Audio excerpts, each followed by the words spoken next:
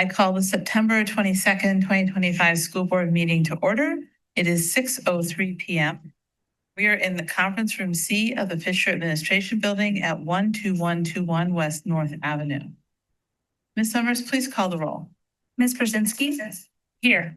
Mr. Bauer? Here. Ms. Bach? Here. Mr. Morris? Excused. Ms. Heimer Roland? Here. Dr. Worley? Here. Mr. Wadier? Excused.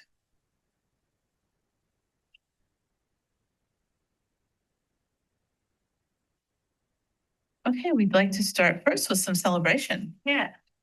We are going to talk about our AP program awards. I just want to give a little background, and then I'd like to invite up any students who are here to receive recognition for their award. So we have two areas that we have awards for in the district. The AP Scholar Award, the AP program recognizes high school students who've demonstrated outstanding college level achievement through their performance on multiple AP exams. So AP Scholar awards come in different levels and types, including AP Scholar, which is students who receive scores of 3 or higher on 3 or more AP exams. AP Scholar with Honor, granted to students who receive an average score of at least 3.25 on all AP exams taken and scores of 3 or higher on 4 or more of these exams. An AP Scholar with Distinction, granted to students who receive an average score of at least 3.5 on all AP exams taken and scores of 3 or higher on 5 or more of these exams. So I just want to let you know that Wauwatosa West High School last academic year had a total of 143 students who were noted for AP Scholar Awards for one of those three categories. That includes the students from 10th through 12th grade, and 66 received the AP Scholar Award, 39 received the AP Scholar with Distinction, and 38 the AP Scholar with Honor Award. And at Wauwatosa East, there were 151 students who received one of the AP Scholar Awards. 76 from students from 10th through 12th grade earned the AP Scholar Award. 31 earned the Scholar with Distinction, and 44 earned the AP Scholar with Honor Award. We're very well represented by our students throughout the whole district. We also have something in the district called the AP Capstone, and the AP Capstone recognizes students with the following awards for their academic achievement. The AP Seminar and Research Certificate is granted to students who earn scores of 3 or higher in both AP Seminar and AP Research.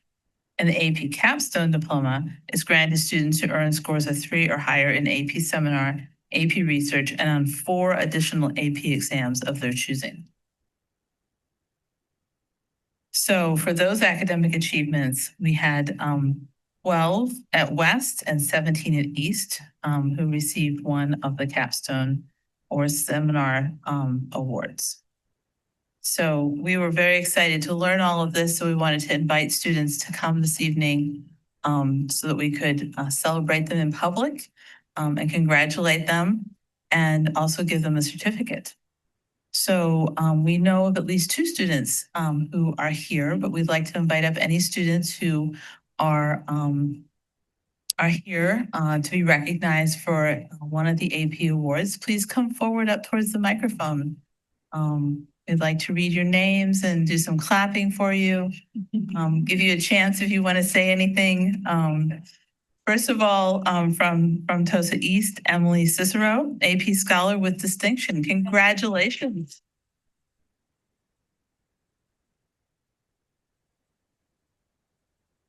And from West, Kira M, AP Scholar. Congratulations. We're so very proud of you, and we're sure your parents are as well. So I see some of them have come this evening. Would either of you like to say anything tell us what your most favorite AP class was, or something that you got from all these AP classes that you will take with you? My favorite AP class that I took was probably AP Psychology.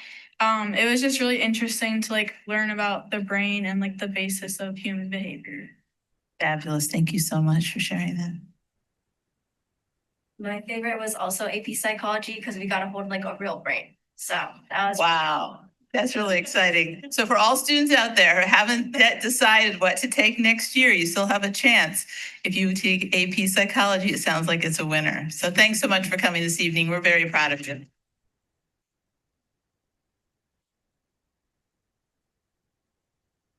And yeah, no, I was gonna say, and of course, we don't expect you to sit through the whole meeting. We're so glad you were here and we know you need to go home and study.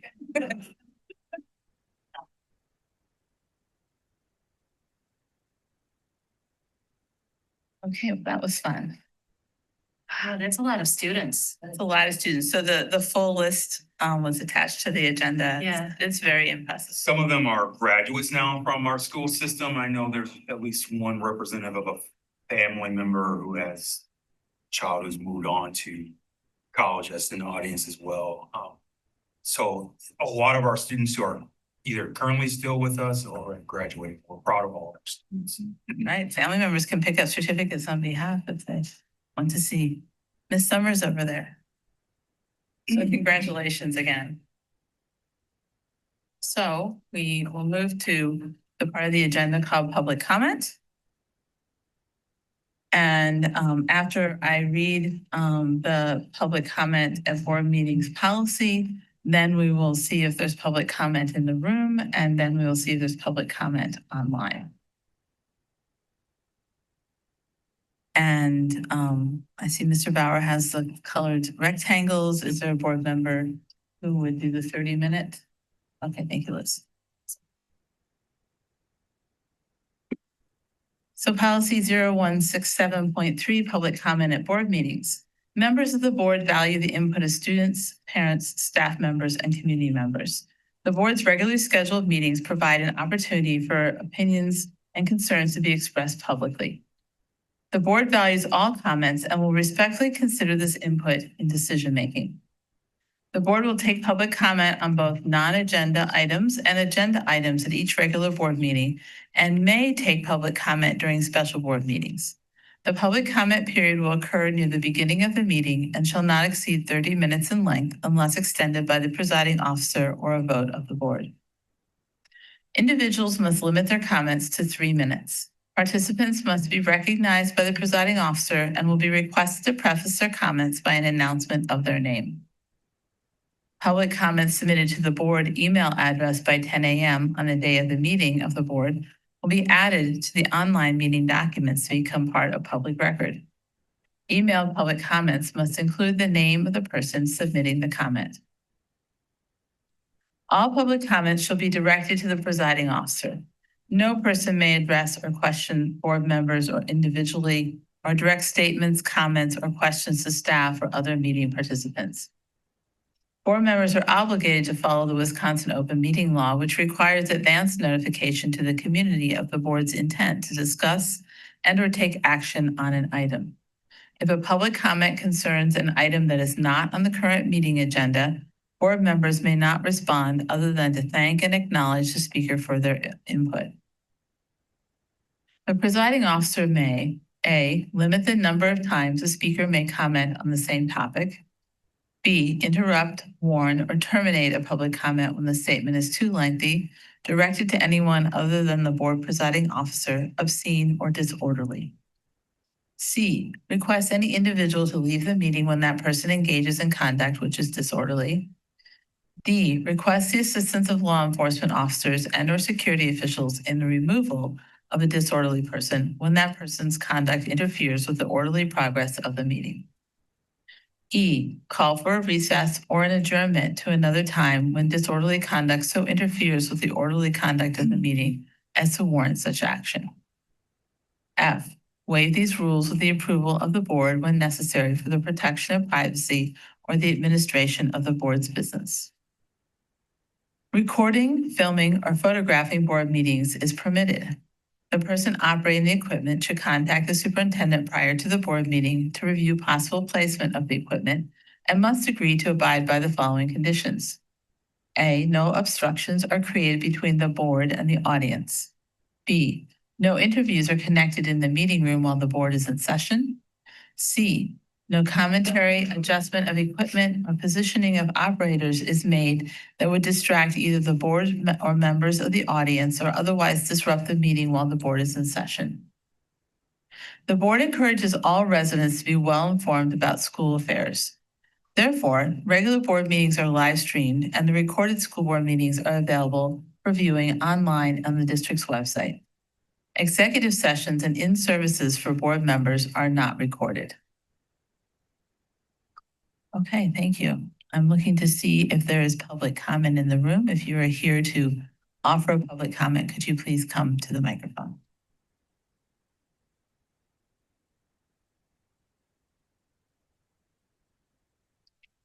Okay, I'm not seeing any, so I'm looking online. If anyone is online who is planning on making a public comment, please put your hand up.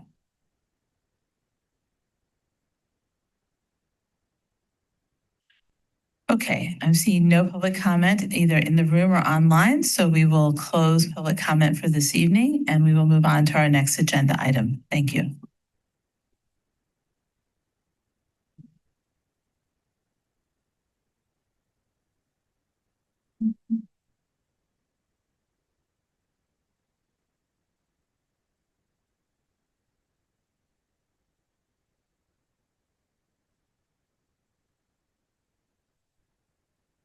So our next agenda item is the consent agenda, item number 4. Before I ask the board about removal, I did want to make one comment. We have several policies that are on automatic consent tonight. And that's been happening a lot recently because we have a lot of policies that we're working through. We've also had some questions from the public about the content of some policies or items that might be felt to be missing or removed. So I just wanted to quickly say, and I'll try to continue as we go forward, and welcome the help of the policy committee too, to help people better understand our policy process in the district. One note I want to make is that in many policies where there's confusion, something that I would note is that many of our policies are shaped by the fact that we, unlike most districts in Wisconsin, we are a unified school district. And so that has certain aspects to it. Probably the one that comes up the most in policies is you'll see things not, people see things not included and wonder why we're not including them. And that's often related to being a unified school district where we don't have the community holding an annual meeting.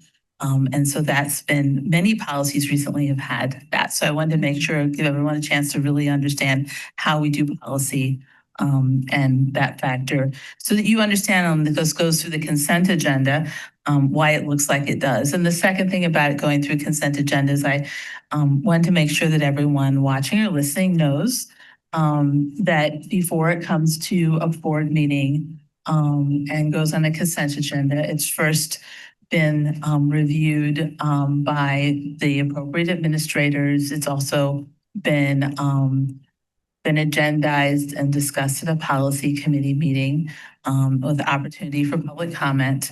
And then it comes at least twice. The first time it comes, the policy comes to the full board, there's an opportunity for discussion. Then if it doesn't have any edits that are asked, and no public comment is sent in or other things change between the time that we have that first consideration and the time we create the agenda for the board meeting, then it goes on the consent agenda. And if there are items that get discussed that need to be reconsidered, it goes back also again to the policy committee.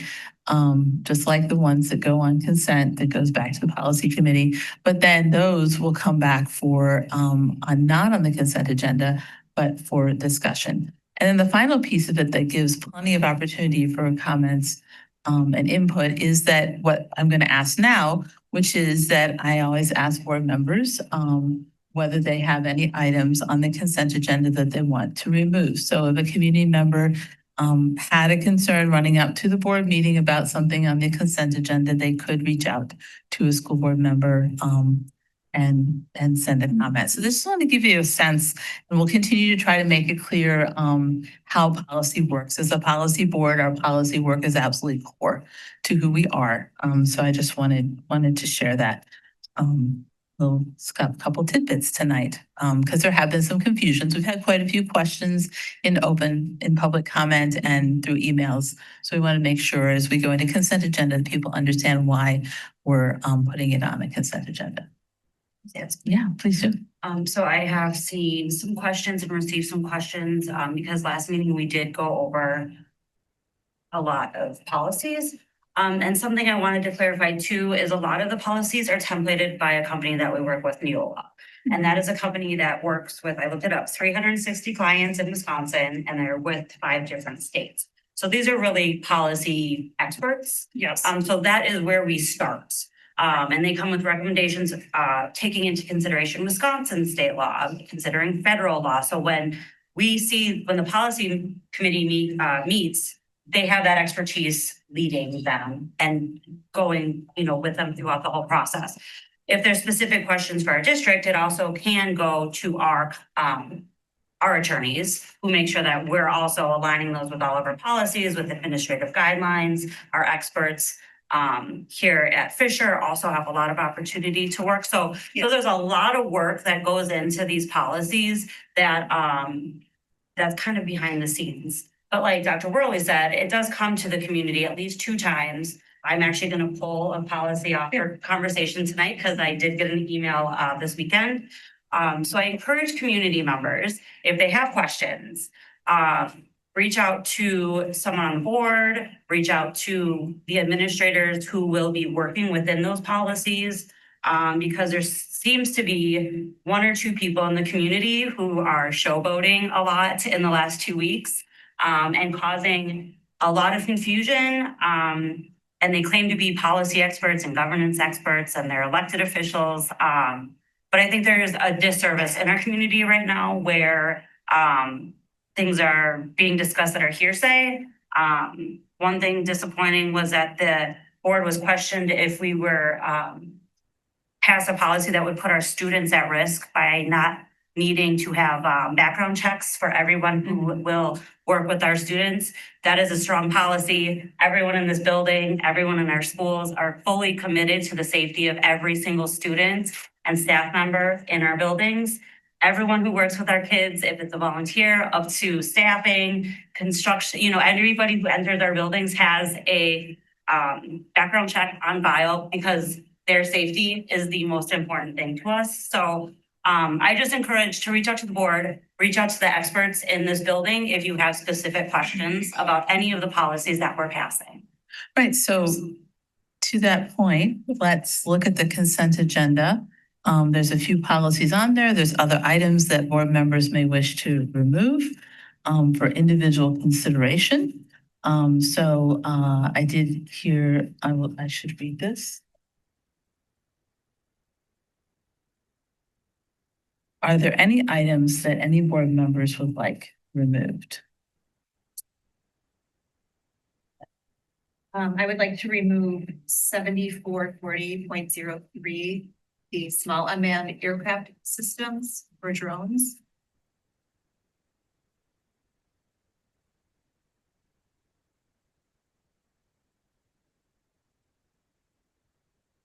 So, and that's Heidi. Ms. Bob would like to move that 7440.03. Is there any other policy or other consent agenda items that you would like to remove? No, I For the had discussion. that one marked also. A community member reached out. So thanks again for reaching out with your concerns. Okay.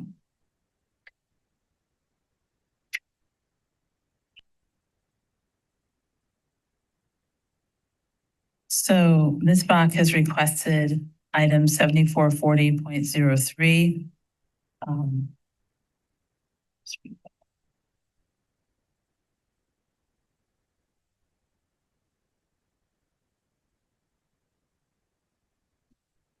It's the unmanned aircraft policy item. be removed for separate discussion and action. And I see the board confirming that this seems like a good idea. I've not heard any objections. So what would be helpful is we could go ahead and move on the other items as well. Sure. It is recommended that the school board approve the remainder of the consent agenda, and I so move. Could I have a second? Second. Thank you, Mr. Bell. Ms. Summers, could you call the roll, please? Ms. Brzezinski, Yes. Mr. Bauer, Yes. Ms. Bach, Yes. Mr. Morris, Excused. Ms. Hammer Rolland, Yes. Dr. Worley, Yes. Mr. Wadier. Excused. And the motion carries. Okay, so let's talk about policy 7440.03. Small unmanned aircraft systems. Ms. Bach, go ahead. A community member reached out concerning this policy. And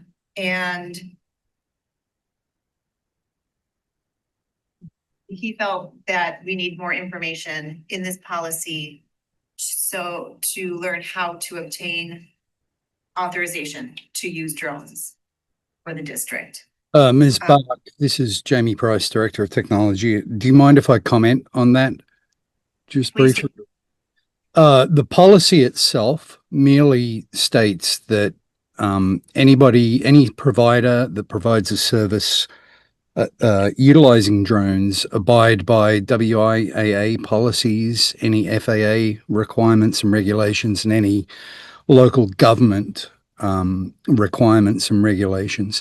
The actual process of applying for it or how do they contact the school, I don't think that really is something that we should contain within a policy. That's more of a guideline, right? The policy simply states that we are going to follow the law and we expect anybody to do so that engages with us to be knowledgeable of those laws and to comply themselves. Thank you. It does sound like, and anyone else who wants to comment, please go ahead. I think the difference between what's policy and what is the administrative guideline that creates the process might be what's under discussion here, unless you see some place in the policy that you'd like a little clarification. I do think that something that is in that policy, just down at the bottom, it does refer to administrative guidelines 7440.03, and I couldn't find that. So so I think we can reach out to whichever administrator would be in charge of drafting that or creating that administrative guideline, because the policy is just, yeah, we would love to have people serving us with, or like bringing their services to support our school districts, using drones appropriately. But we leave it to your team to decide how that permission gets. It'll be Mr. Price. Okay. So we can just email Mr. Price and say, please help us out with it. Upon if you approve the policy this evening, Mr. Price will then Agreed. start drafting the guideline. And that guideline, I think he's been included on the emails. He's well aware of the concerns expressed by the community. Great. Anything else? Okay. Always a good discussion because we continue as a community to figure out this intersection between administration and board. And this is a great example. And when a policy is being formulated for the first time or new to us as a district, there might not be a administrative guideline yet. Or if it's significantly revised, there might not be one. Right. And I think another point of clarification that we keep coming back to as a team is the use of the word superintendent when it's in a policy, especially when superintendent has this uppercase S at the beginning. So toward the end of it, in the first full paragraph, it ends by saying that you need to gain permission. Where was that?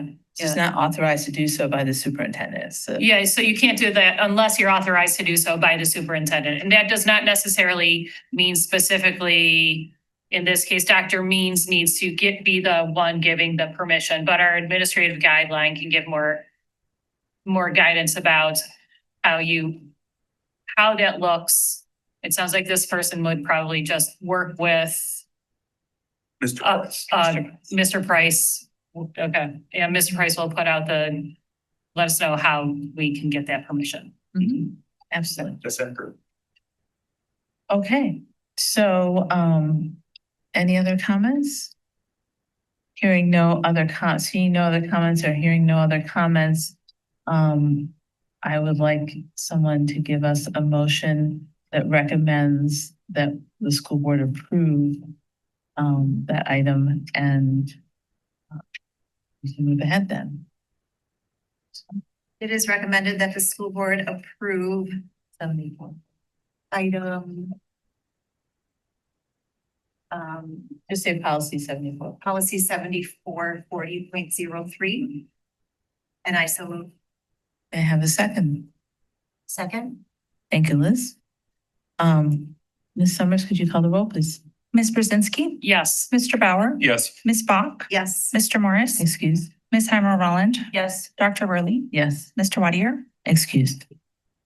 And the motion carries.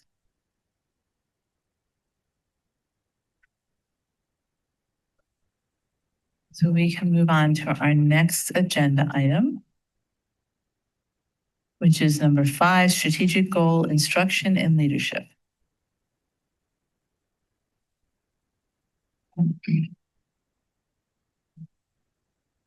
Thank you all for being here.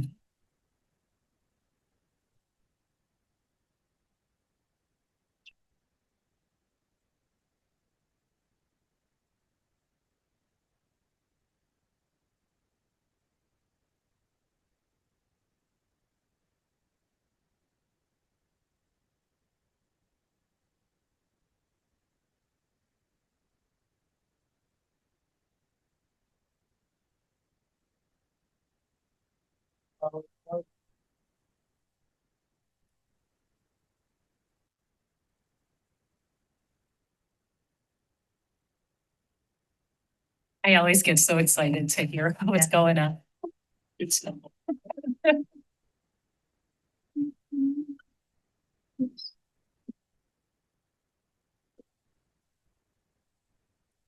As we're working through the technology, I'll try to give a preview. Ms. Brzezinski's assignment is good. It is stated that the true sign of an effective school board is if you go back through your board minutes and board agendas and identify how many agenda items were focused on curriculum, instruction, and assessment.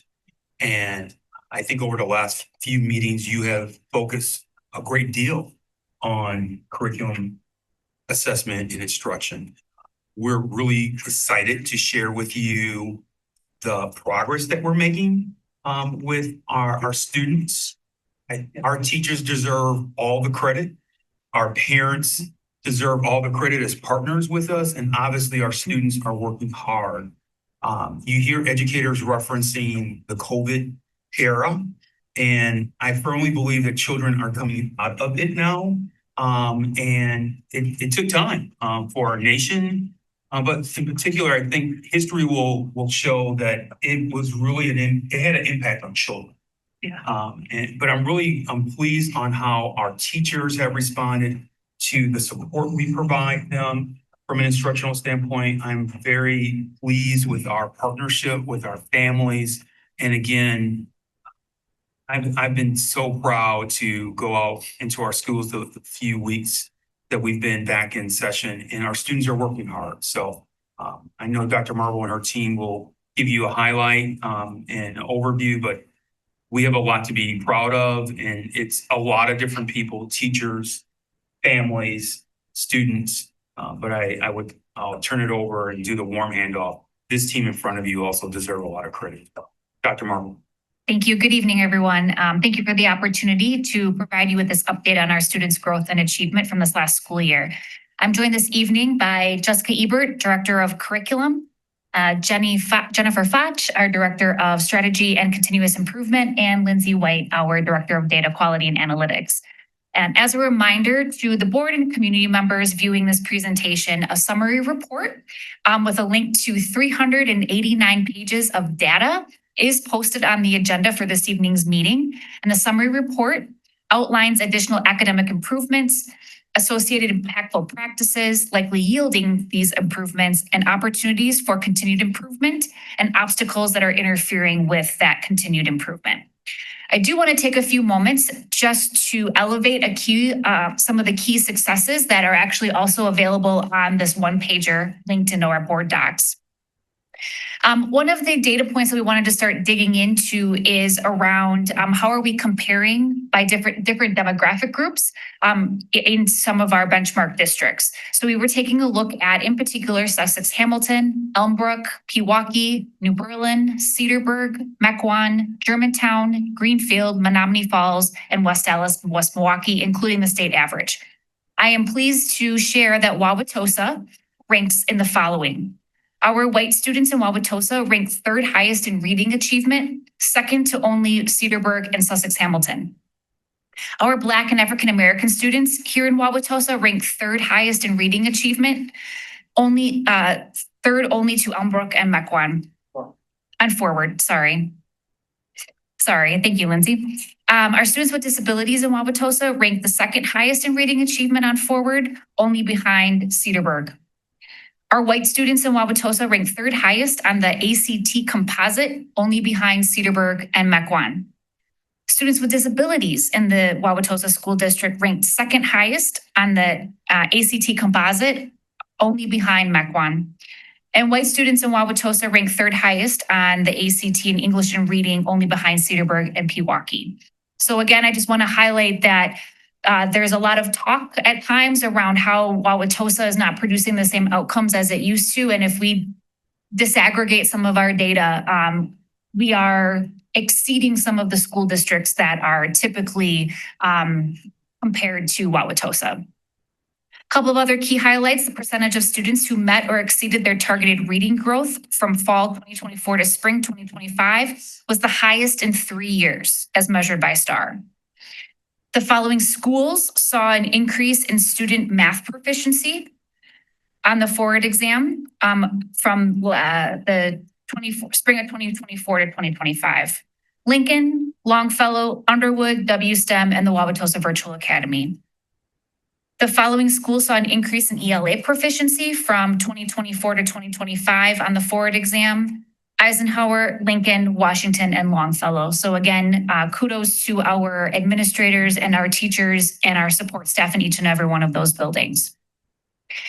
To continue to celebrate some of our AP advanced placement data that we heard earlier this evening with the students that we recognized, the number of students taking an AP exam, or excuse me, an AP course is the highest it has been since pre-COVID. So that's pretty remarkable. The percentage of students passing an AP exam with a score of 3 or higher was the highest pass rate in the last 6 years. So not only are more students taking the exam, but taking AP courses, but they're also performing well as well. Since we're constantly looking at our disproportionality, I just wanted to highlight that the following demographic groups saw the highest pass rate on an advanced placement exam in the last 6 years. Our students that identify as American Indian, Native, or Alaskan Native, white, Hispanic, Latino, African American or Black, female, male, students without disabilities, students who receive free or reduced lunch, and students who do not receive free or reduced lunch. We also saw an increase in the number of students taking dual enrollment courses. In 23-24, we only had 34 students access this opportunity, largely because what was not offered on campus. And in the 24-25 school year, 191 students accessed dual enrollment courses because we had access to that on our high school campuses. And 99% of those 191 earned college credit. We are incredibly proud of our educators and our students, yet there's much work to be done. Students of color are 2 times more likely not to meet our ACT benchmarks. Students of color are over 2 times more likely to be at risk of not being proficient readers. Students that receive free or reduced lunch are 5 times more likely to be at risk of not being proficient readers. Students of color are 5 times at the middle school level and 3 times at the high school level more likely to receive more than one F. And students that receive free or reduced lunch are almost 7 times more likely at the middle school and 4 times more likely at the high school to receive more than one F. So at the district level, we remain focused and disciplined in operationalizing our strategic plan, while at the building level, our schools must remain vigilant in operationalizing their school growth plans. We are very proud of the work that has happened and the achievements and growth that our students have seen, and there's much more work to do. At this time, we welcome your questions or any comments that you might have. Okay, board members, someone likes to start us off? Comments, questions? All right, Mr. Bauer, you look like you're ready. Yeah, I can start us off. So I have 3 kind of arcs of questions. The first is you identified 6 school districts that we compared ourselves to, right? How were they chosen? How were they chosen? We'll start with that. So part of it is looking at benchmark districts that we are looking to see what are their achievements been and how can we continue to use them to push us forward. Part of it is also looking at athletic conferences and how we compare academically to them, also alongside how we compare to them from an athletic standpoint. So those were some of the main reasons as to how we utilize these school districts. Awesome, thank you. The second arc gets into the data, that 390 some pages. The vast majority of it shows clear growth in many of the different things. But that is typically in STAR, Rains Web, that sort of thing, right? So, but I noticed 2 trends. So the first trend is kind of almost a bifurcating of grades, right? Either the students did very well and they got A's and B's, or they did not do very well, they got D's and F's. How is that?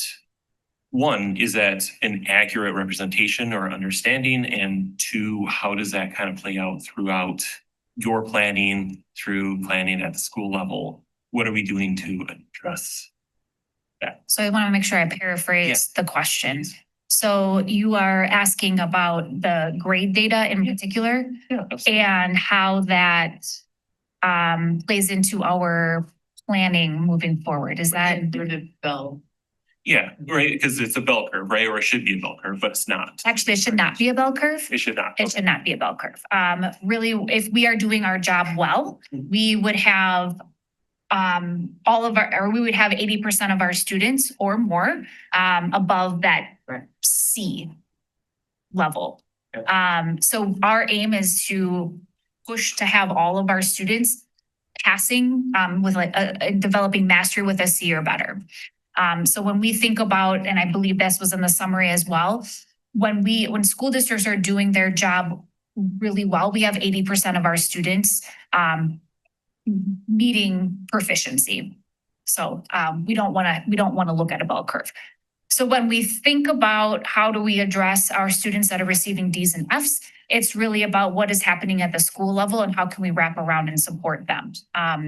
And we think about different entry points into teaching and learning, and that's always constantly part of the work that we do and really happens at the classroom level. Do you happen to have examples of some of the things that we might be trying this year that may be new, or things that we have been trying that we have seen success in? I can add on to that. So one of the things that when we think about what does it take to get students towards that level of proficiency in a classroom, exploring a couple of different avenues. One, we need to maintain rigor within the classrooms. So what we mean by rigor is that there's universal access to grade level standards, that there's scaffolds built in to that access of universal grade level standards. We cannot expect proficiency on a Ford exam for a student if they don't receive day in and day out instruction at their grade level standards or beyond.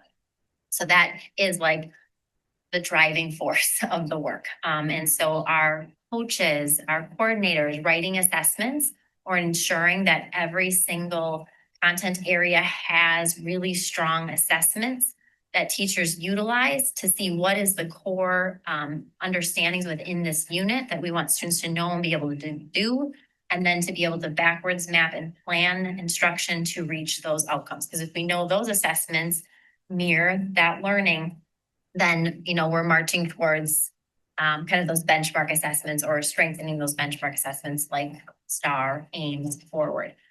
And that data is so incredibly important, as Nicole said, at the site level, because if students are getting D's and F's on them, that means there's some unfinished learning.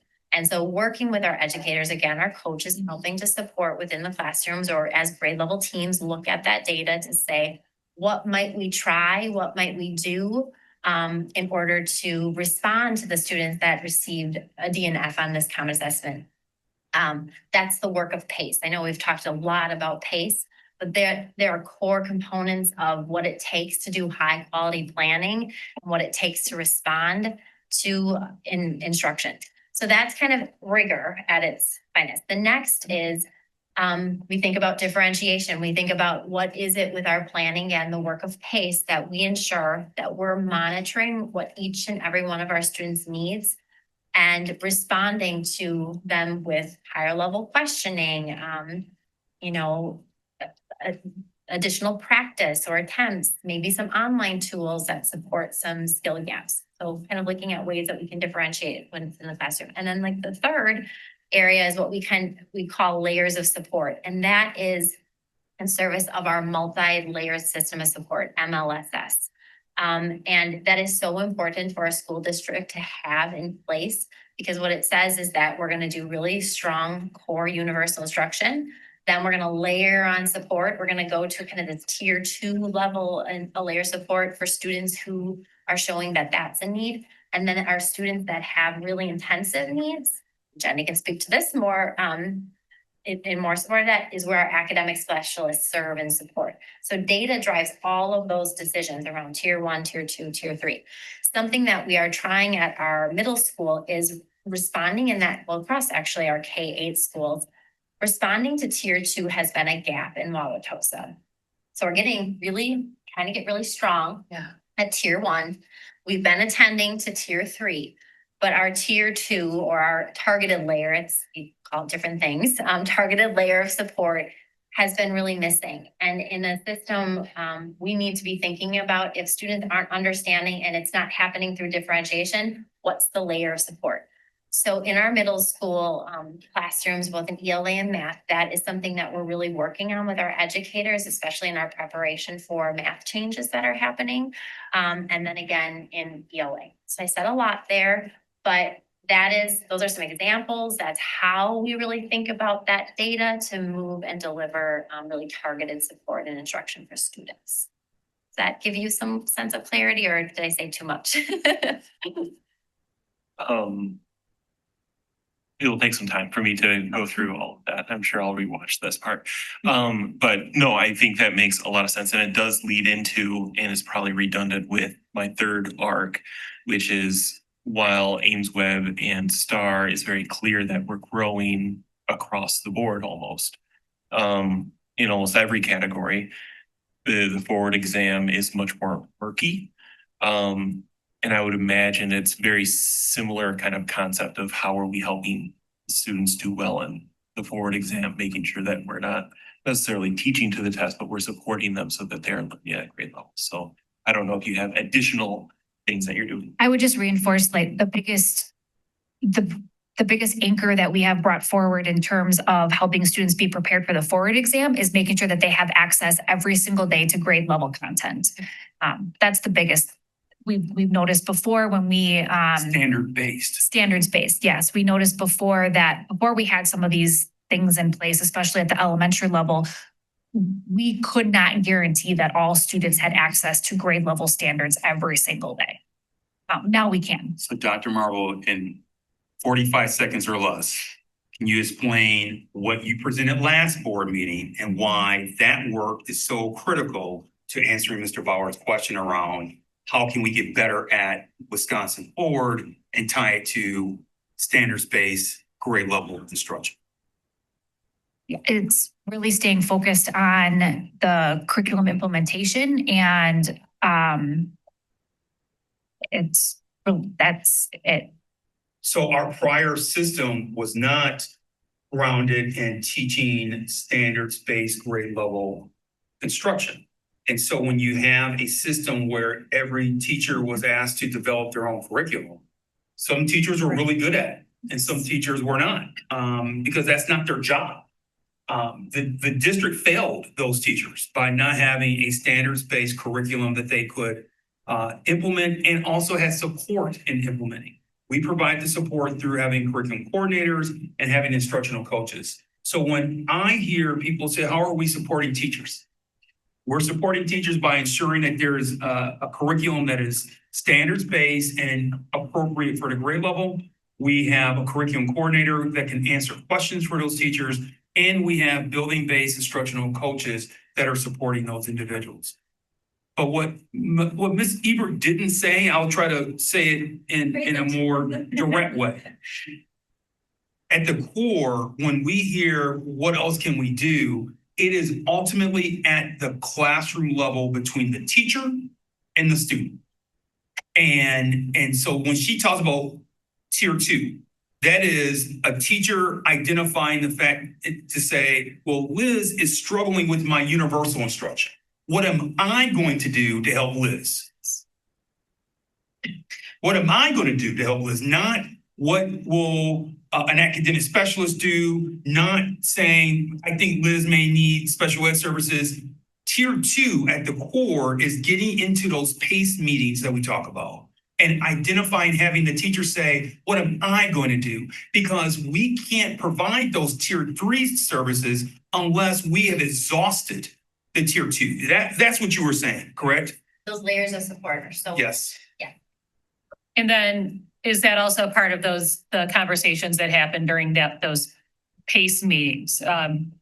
Like collaborating around what can we do when our tier 1 isn't meeting everyone's needs? Help me with some ideas. What's working for you? Here's what I've tried.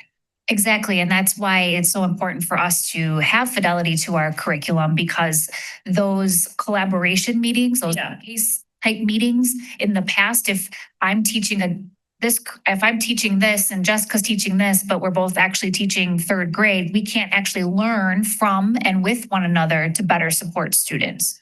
So. But as a community, I think this is a really important point.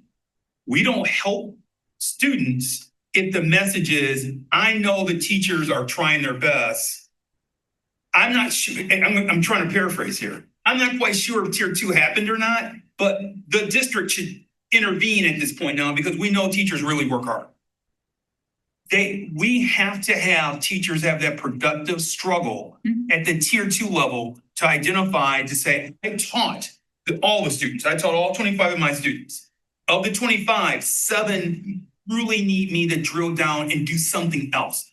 I, the teacher, have to do something else because we are, and this is not only academic. This is also from a behavioral standpoint. Right. Mr. Pinion would say the same thing.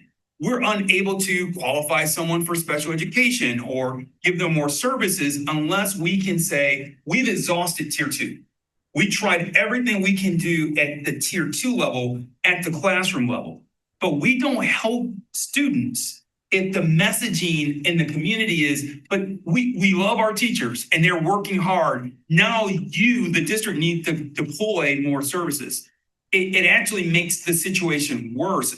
The systems that we are comparing ourselves to, they have strong tier 1 and tier 2 systems in place to ensure if a student does near tier 3, those are the special services, special ed, 504, so on, that we've exhausted all of our services. I think that's new for us in Wauwatosa, and that's new for us because as we talked about in our last meeting, the fact that we just now have a curricular infrastructure is new. And so obviously the next layer is to make sure that we're implementing tier 2 with fidelity. I'll just add that, and as district leaders, we provide the resources and set the conditions, right? So part of that condition setting has been in our K-8 environment, making sure that our schedules reflect an opportunity for students to engage in a learning called like what I need time, so that our teachers have a space outside of the universal learning block to attend to those specific needs. Because then what ends up happening is if it creeps into the universal time, that's where we start to dip below grade level standards. So we're saying universal instruction in ELA and math has to be maintained around grade level standards with strong differentiation, with strong scaffolds to support students. Then we have what I need time, and that has not been something we've had in our middle school. So we're putting that on the ends of our core times to say, here's your space, here's the condition setting, here are the resources, here's how, we can grow and really develop a really robust tier 2 system of us, our K-8 classrooms. So that is something that's happening, especially with the math shifts and changes. That is something we know that needs to be in place and be strong in our schools. So when you referenced change at that middle school level, that's more specifically what you're talking about, is this time that's dedicated to ensure that our middle schoolers get additional support to prepare them to be successful at that grade. So then they're going into the next course with the skill thinking. Yeah, not such gaps, right? Right. And we're exploring, like, as Dr. Lee said, like we have a very, we have some new systems in Wauwatosa. So we also know we have to embrace change Yeah. with an urgent rate, but also where we're supporting our teachers, because he named even using new resources and teaching with new resources is new. Even teaching grade level standards and not deciding what to teach on your own is new. So taking that at a rate and a pace of exploration, but also building that infrastructure and system. So we go. Those possibilities are really exciting to hear about. Yeah. Anyone else? I have a question about, you talk about the disproportionality, and the numbers looks wonderful, but there's still work to do. And in your report, you talked about, a pilot study being conducted at Eisenhower, Madison, and Wilson to look at, students being on task and having active attendance. And could you talk about that a little more? Yeah, so I have this theory that our way out of a lot of our gaps in student learning is if we are addressing it at the teacher and student level each and every day. So by raising consciousness of our classroom educators, are they able to be more attuned to students being on task? I'll give a really quick example. So one of the things that I've noticed with great frequency in being in our buildings is students having the permission to be out of our classrooms, especially during the universal instruction that Jessica was talking about.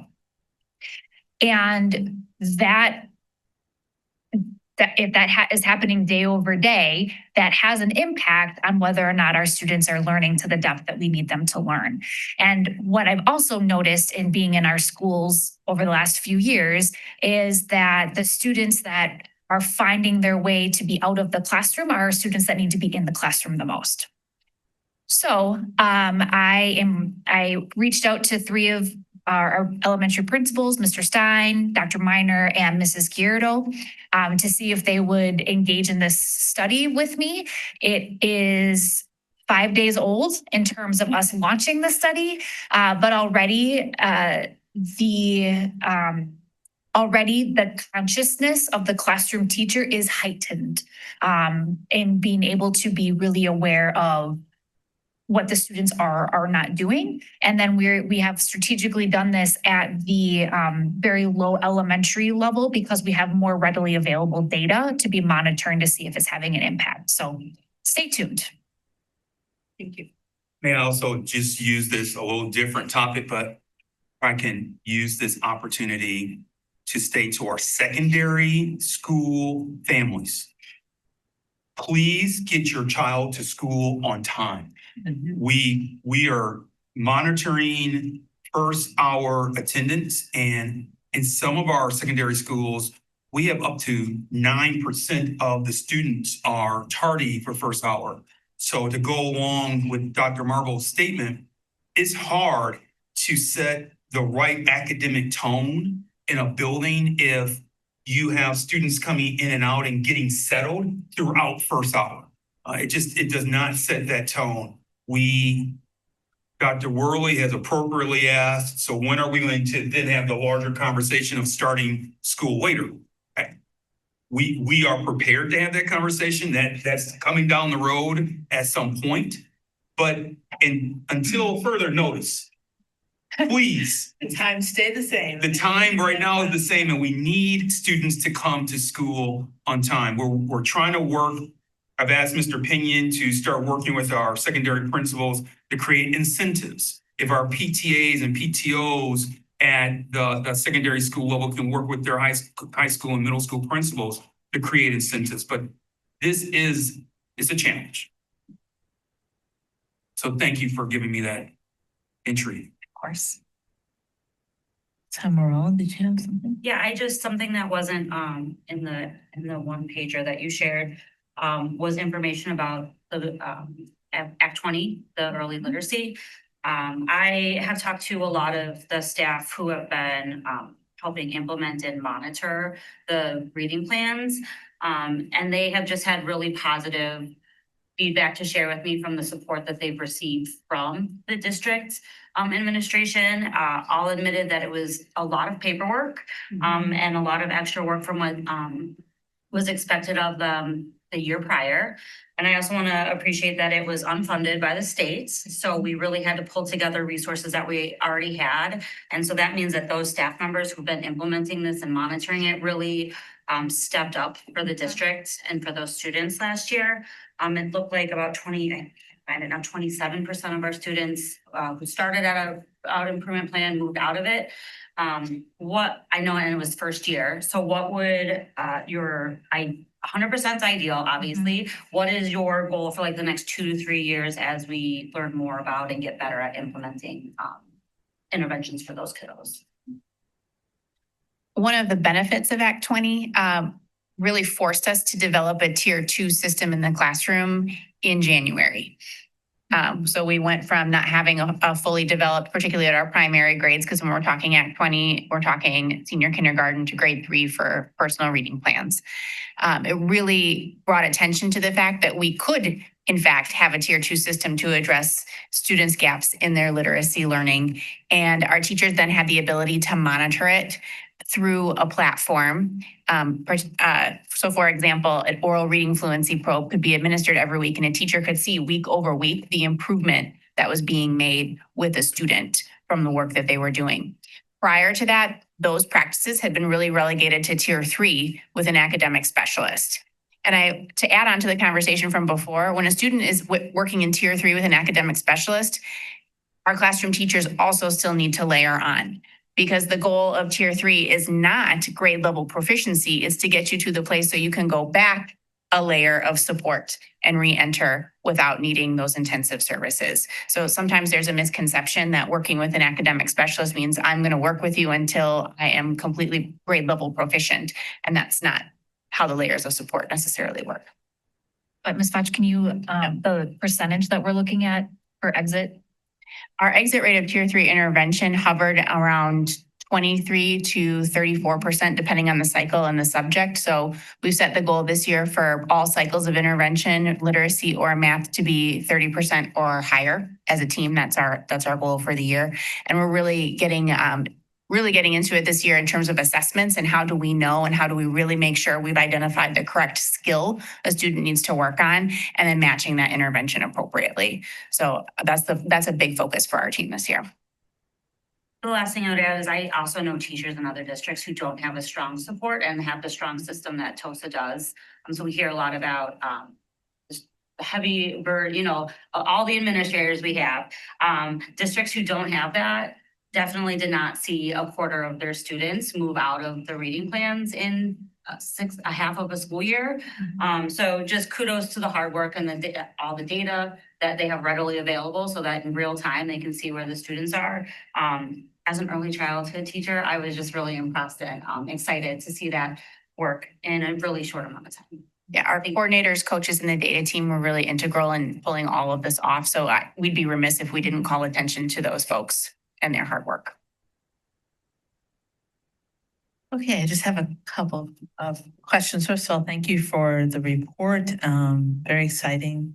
The hard work is really showing to be paying off. And I think you've also got a couple new things going this year with more contact with parents, which is very exciting too, because that's part of the partnership. And career advising. I noticed a big jump in the number of students in the college dual credit courses, which is great. So I was wondering, what do we need? What will it take to continue? I see there's one being proposed, but expanding that so that we have a diversity, so students in different areas of interest have that. Something I learned this fall was that it's easier for a student, for example, with special education supports in a dual credit course because they don't have the same restrictions that some AP classes have. And so that made me really excited to think about how we could continue to expand those options so that our students who are in a number of different categories could see that college credit, especially since we don't see some groups taking AP classes still that, you know, what kind of resources, what can the board do to help support that process? So the biggest barrier to being able to continue to spread out more dual credit classes is really comes down to our teachers' credentials. So our teachers have to have a master's in their content area or some other portfolio to demonstrate that they have a really sound proficiency of the content area. And so depending upon what content it is, the university is able to work with us. So we've been trying to take in opportunities where we see it based upon the credentials that our educators have. So for this next year, next month, we'll be bringing forward an opportunity to look at how do we have college credit awarded to Latin, which is the only world language that doesn't currently have that option. So that's really where that is stemming from, is which educators can we tap on? So going back to one of the early meetings in this cycle, the questions that were had about why would we be helping teachers with the cost of education? This would be one of those really clear places where students benefit greatly by having some investment. Yeah. Prior to Act 10, there were school districts that would help educators pay for a master's degree. That is not something that's currently in place, but in a perfect world, we would, because our students would be able to benefit from that with the dual credit classes. Right. Thank you. On a different topic, a couple of years ago, we were talking about, and I think this was Dr. Mean's idea of having, a whole district of light, not individual islands. And so I'm wondering, looking at this, because you've disaggregated into groups so that we kind of back up and look at the district as a whole. Are we making progress when we see the different schools and how they show up in this report? And what else do we need to do to move towards that, away from the islands and towards the whole district having all these really, really good numbers and scores? So are you asking for are we continuing to monitor the benchmark districts? Well, it's just the whole idea of making sure that we are continuing to try to move all schools forward. And I'm not saying we're not, I'm just saying as you look at the data, are we making progress with that goal? Yeah, we absolutely are. And every school is at a little bit of a different spot in terms of In terms of moving forward, sounds like Dr. Means would like to chime in on this. You're the chief academic officer. The public data does come live later this week, so we'll be looking at how did we do in comparison to other school districts this last year. Yeah, it's clearly we have more opportunities in front of us to continue to grow students. And we have deployed different resource allocations to different schools based upon where our students are currently achieving. So Dr. Marble, maybe with Dr. Worley, I want to try to paraphrase Dr. Worley's question differently. Okay. And I'm going to paraphrase it from the perspective of asking you a question. So can you please unpack why we use the language in the one pager of how white students perform compared to high achieving school districts versus students of color? Why did we pick that language to frame how the school system is functioning? Because we had a hypothesis that our certain student groups were actually outperforming some of our neighboring districts. And so we wanted to test that hypothesis. And so we went in and disaggregated achievement data from other schools to see where were we hitting the mark in terms of different student groups. So I'm going to try to paraphrase what Dr. Worley was saying, which is, so if the vision is to have not islands of excellence, but an excellent school system, if you look at the data, we know that certain student groups are thriving. They're having an excellent, they're not having a good experience. They're having an excellent experience. So much so that if it was just a school system of that student group, if that was the school system, then it would be among the top in the state of Wisconsin. But that's not our reality. Correct. Mr. Ecker shared that during our budget hearing in July. We've heard that from Mr. Pinion in August. You're sharing it now.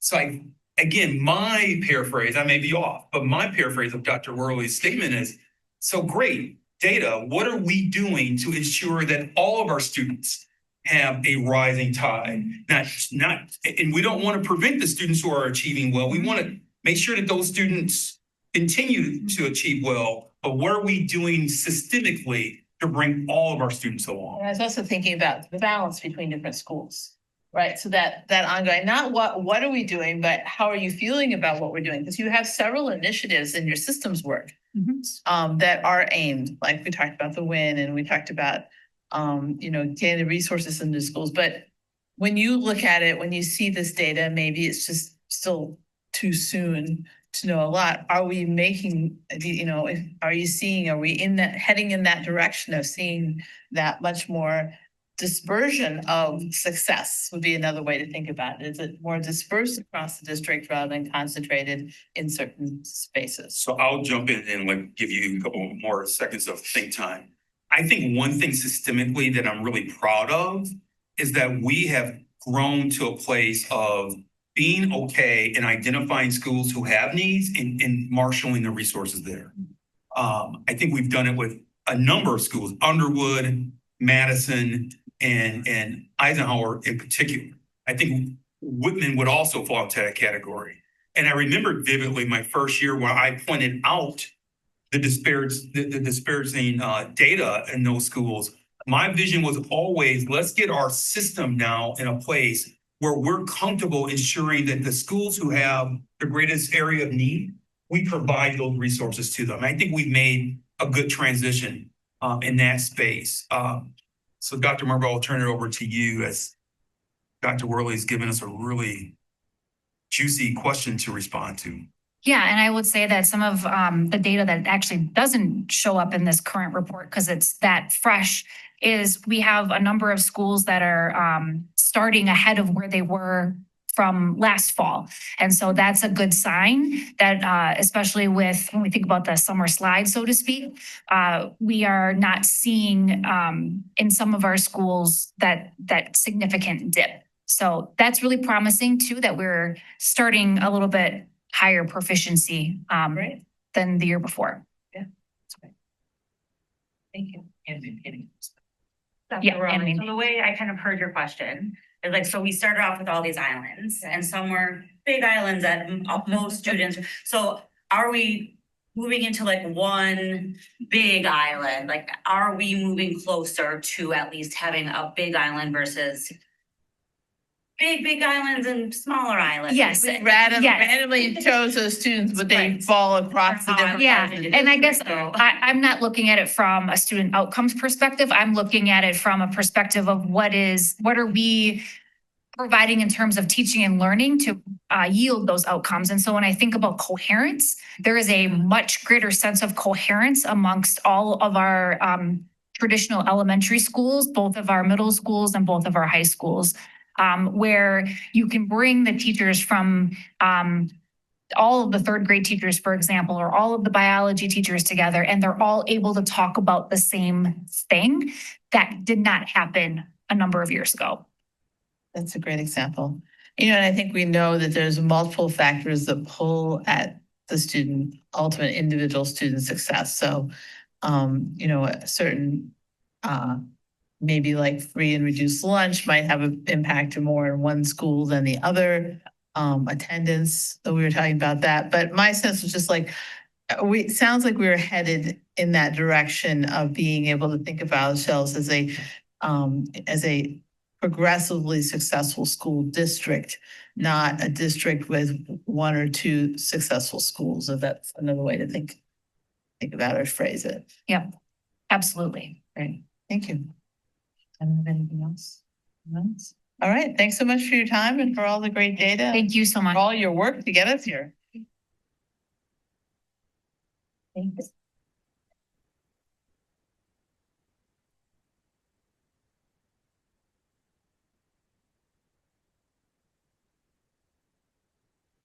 So we move to strategic goal and item number 6, strategic goal systems and structures. Letter A, financial report for August.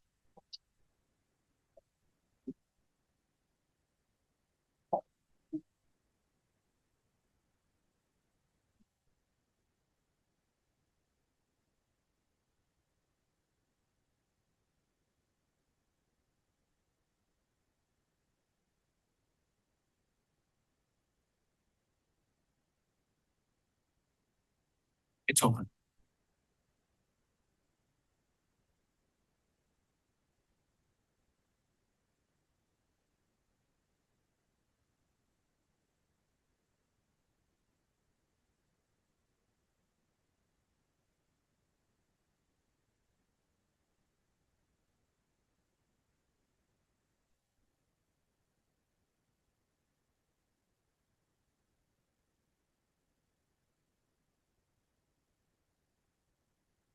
You're gonna share it? Yeah. Okay. So, good. All right, so our first topic is August 2025 financials. So we are in September. We closed out August about a week and a half ago. We're just 2 months into the school year, so it's a little bit like a skipping record at this point because we don't really have much activity through August. We did have one teacher payroll in August, so you'll see a little bit of expenses there for that. But again, our first real benchmark for financials in any given fiscal year is after the first quarter, which would be after we close September. So at our October meeting, I would anticipate having at least a little more interesting information to share. I had my first meeting with CISA 5 last week to get them up and running for the year to validate our projections. So they're also going to be using our first fiscal quarter as their benchmark, and they anticipate having a report ready for the board in November. So as I was saying, very little has happened thus far. Revenues received through 2 months is under 1%. Expenses through 2 months is only about 8%. Here you can see graphically how little has happened. This is our revenues, which we would expect almost nothing, and we've gotten almost nothing. In fact, on this graph, you can see our current year to date, which would be the orange bar, is given the scale, it is so small we don't even see it.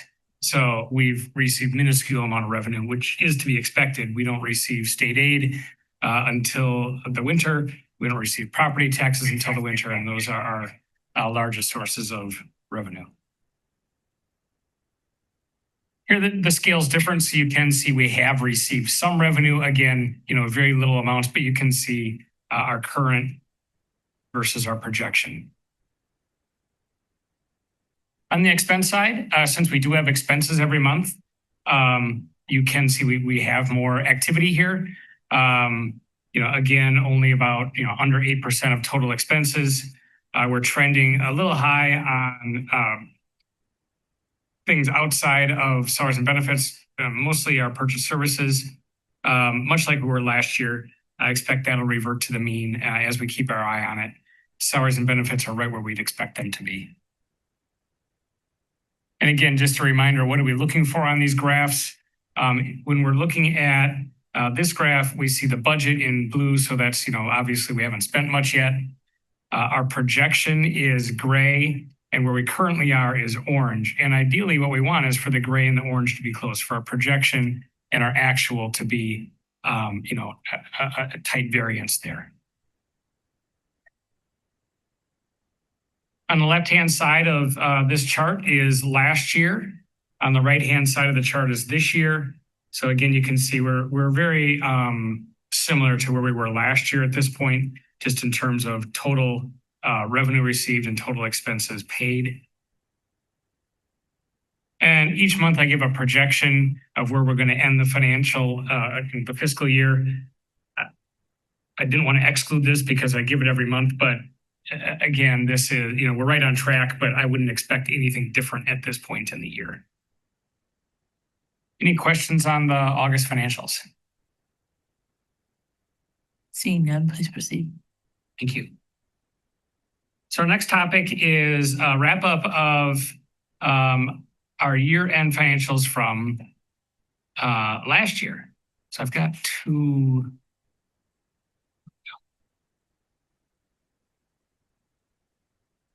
So I pulled up a chart that's included in the board minutes. And what I'm showing here is our actual for 23-24 on the far left. We had an original budget that would have been in October of 2025. The original budget was passed in October of 2024, or for the 2025 fiscal year. The budget was passed in February of 2025. The board updated the budget, and you can see our unaudited financials. To not bury the lead here, we ended the year better than budget, slightly better than the even original budget from back in the fall. So significantly better than the revised budget.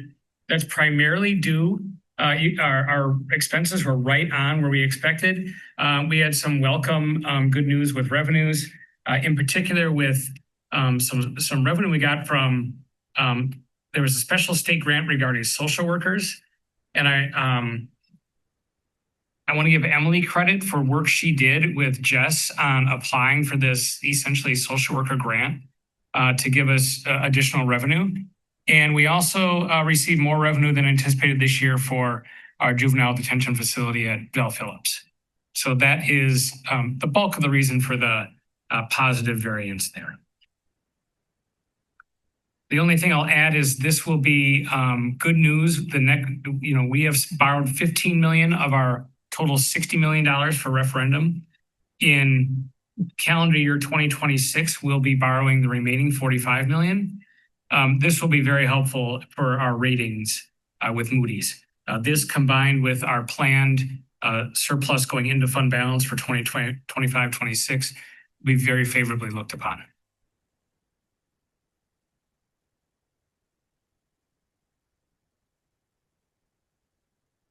Any questions or comments?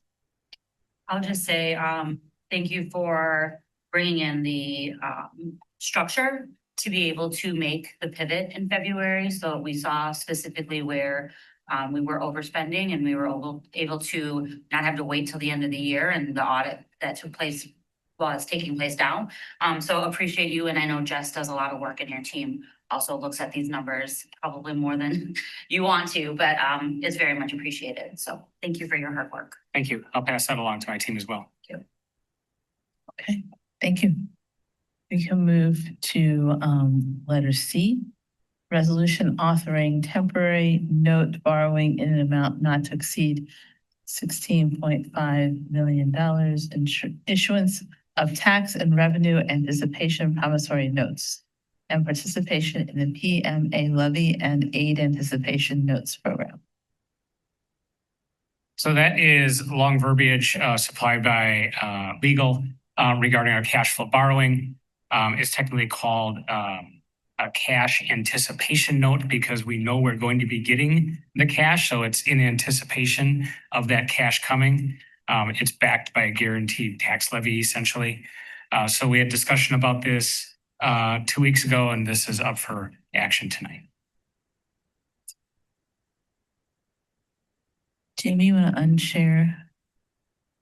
The previous Yeah. report is still up there. There we go. Everyone's sharing. Okay.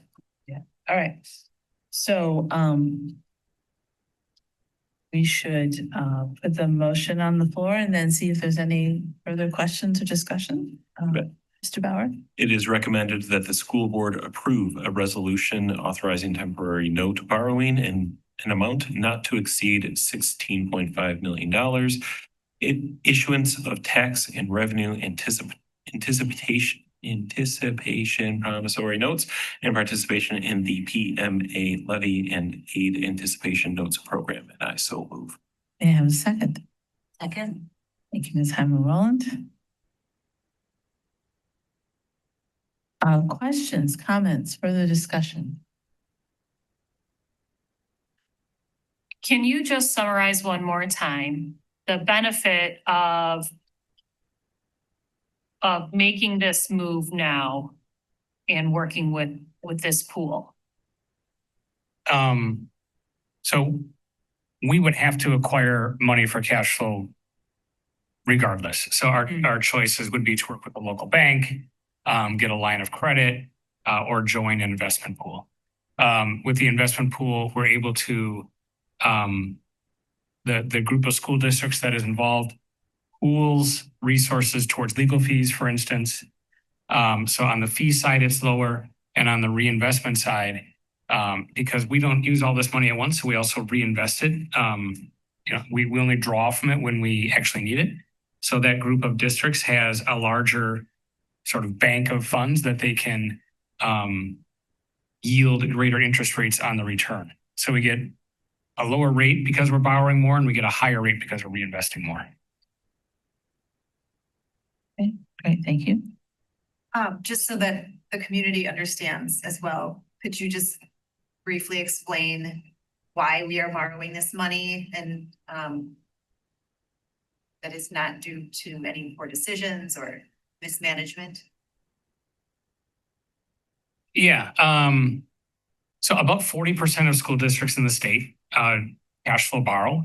The reason for that is unless you have a fund balance of probably in the neighborhood of 20%, you don't have enough money in the bank to carry you through, I'll call your lean times, because as I said before, the bulk of our revenue doesn't come until winter and spring, yet we have essentially even expenses all 12 months. So unless you have a significant amount of money sitting in fund balance to carry you through that, you're going to have to cash flow borrow. There's, I guess, healthy debates across the state about what level of fund balance is enough. There are people that say you should have no fund balance or really, really low fund balance because that is the taxpayer's money. Why would you, you're collecting too much from us, so you should have a really low fund balance. For districts like that, they're borrowing significantly more than we are because they have far less than we do to get through. So then the other side of the coin is you should have so much fund balance that you never have to borrow. right? And then, but then people will say, like I said, some people like that because you don't have to borrow, but the downside of that is you're can't think of a better word than you're kind of sitting on people's money for a use that isn't designated. So we're sitting at kind of that in between range right now. Certainly, I would say we were probably overly healthy with fund balance when we were approaching 40 or 50%. The board has a goal to get back to the point of not cash flow borrowing, but we're going to get there slowly. Thank you. This was both great questions and clarifications. Sometimes people are signing on for the first time and are watching the board meeting for the first time. So thanks for explaining that again. We did talk about it when we had this original presentation. So not seeing any other comments, I will ask Ms. Summers to please call the roll. Ms. Brzezinski? Yes. Mr. Bauer? Yes. Ms. Bach? Yes. Mr. Morris? Excused? Ms. Heimer Roland? Yes. Dr. Worley? Yes. Mr. Wadier? Excused. And the motion carries.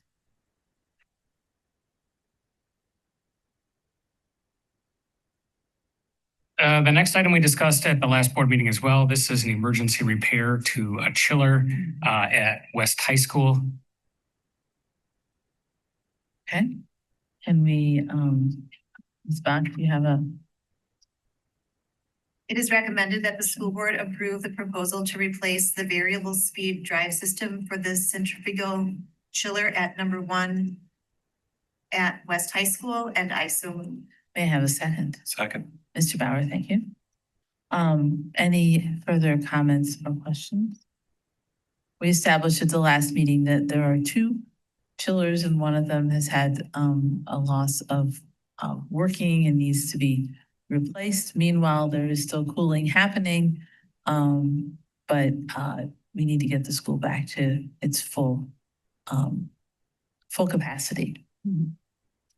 Comments or questions? Yeah, please. The timeline of when we're going to replace, right? We're going into cold months, right? Why do we need an AC unit? What is the timeline around rebuilding our AC unit effectively, or one of our AC units at West? Well, we found through a referendum and other things that have, the flood is a good example, other things that have broken recently, the lead times on some heavy duty mechanical have been, seem like they're ever extending. So we really need to get this order now to have it in place for, typically we go into cooling season again, late spring. We could probably wait another month or 2, but this is the right time right now. And then where are we funding this from? Be the next question. So the administration made a recommendation to the finance committee and the board of probably about 3 months ago that we shift our Fund 49 plans from non-emergency deferred maintenance to only emergency deferred maintenance. So the board is aware we have hundreds of millions of dollars of deferred maintenance. We were using that fund to pay for things that had not yet broken, but surely would. And we are now reserving them for only things that have broken. So it's coming from that fund. So no other. Okay, Ms. Summers, please call the roll. Ms. Brzezinski? Yes. Mr. Bauer? Yes. Ms. Bach? Yes. Mr. Morris? Excused? Ms. Heimer Roland? Yes. Dr. Worley? Yes. Mr. Wadier? Excused. And the motion carries. Thank you. Thank you, Mr. Acker, for your reports and all of your work.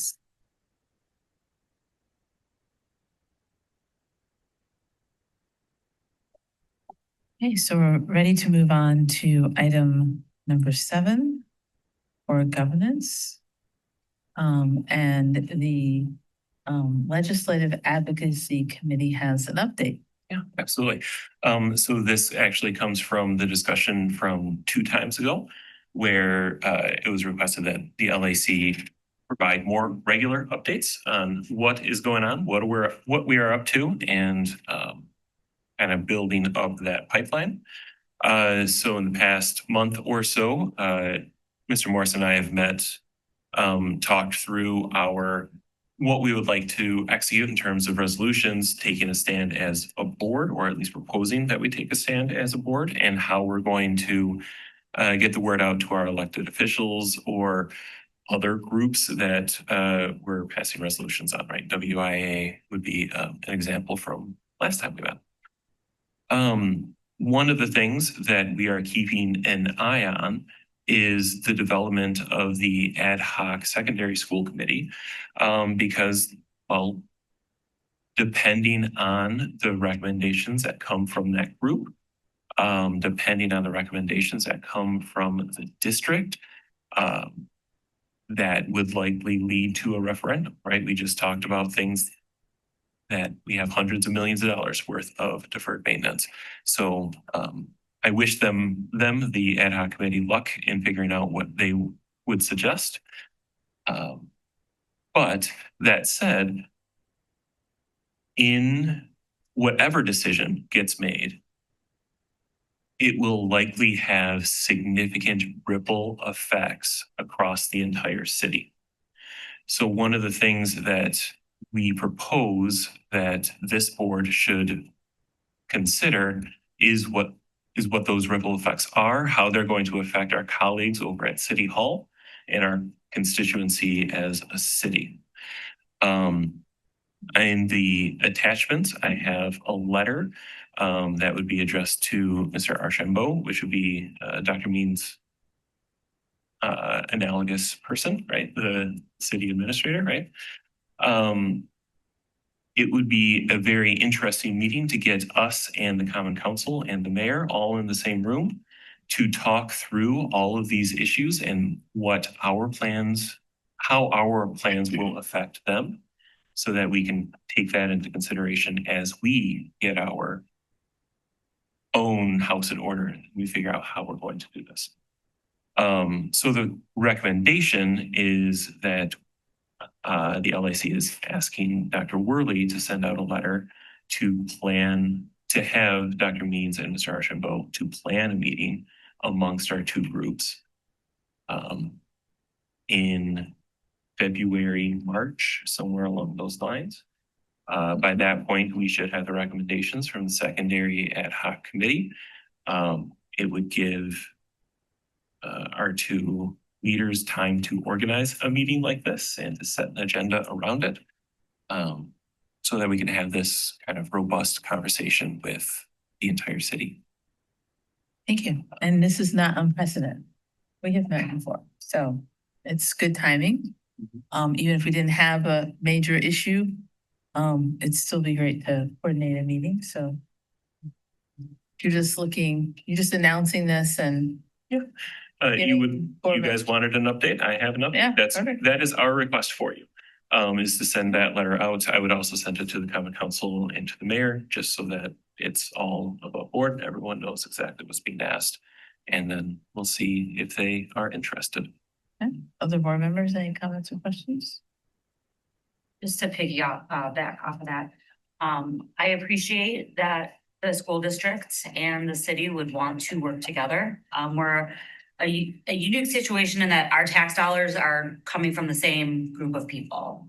So it makes sense to me that the city and the school district would at least, I wish we actually met more frequently. We did have an open meeting between the Common Council and the board. I think when I started, I met with people from the city when I was running because of how aligned our entities are. So again, if anybody has any questions about why we're doing this, I would recommend reaching out to the legislative committee. You guys have talked about this. Multiple times. It's been open in meetings that have been put onto board docs. This meeting, I'm assuming, if it takes place, would also be a public meeting, as both entities are legally required to have all conversations like this publicly. I encourage community members to send ideas if they have ideas on how the board and city could work together. We could maybe pool resources together and save us money. So I appreciate that the legislative committee has done this work to get this very open meeting, potentially on a schedule for all parties. So thank you very much for bringing this to us tonight. Thank you. And thanks for following up too. This was one of the items that we learned in our board governance training. And you jumped right on that. So thanks for pushing it Absolutely. to the committee for pushing that forward and getting it going. I think this is what policy governance boards do. I would suggest, Mr. Bauer captured it really well, that the ad hoc committee they're finding it's a challenging task that we've asked them to dive into. Often I'm asked during those committee meetings, is the board watching? And I said, of course the board is watching the website, and they are, the board, you are anticipating their recommendation, and then you will go into work and go into gear starting in January. And I think adding this step in the process is just good government, to collaborate with our city colleagues. Ms. Heimer-Rollin is absolutely correct. We're one of those rare school districts that shares the same exact boundaries as the city. So for example, the West Dallas, West Milwaukee School District has some component of their community that goes into, I think it's is it Greendale, Dr.? Or New Berlin? I think it's New Berlin. Some of it goes into New Berlin, and obviously there's West Milwaukee and obviously West Dallas. It's rare to have the same boundaries for a school system and a city. So I think it's imperative that we talk. Clearly, when you talk about secondary schools in particular, there's so many services that our community use, and they're interchangeable in terms of our theaters, our athletic fields. There's just a lot. I mean, so for example, the fact that Hart Park was flooded out is a good thing that we have the Wauwatosa West football field. I think it's a good thing that we have the soccer complex at Whitman.